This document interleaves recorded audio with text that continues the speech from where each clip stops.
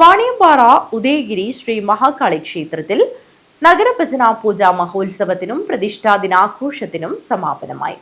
സമാപന ദിവസം മഹാപൂജ നടന്നു.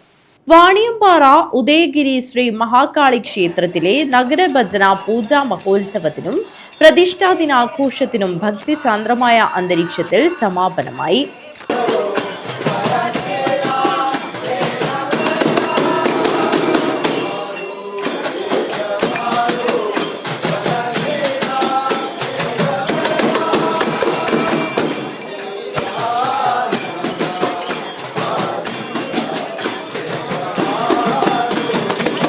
സമാപന ദിവസം മഹാപൂജ നടന്നു.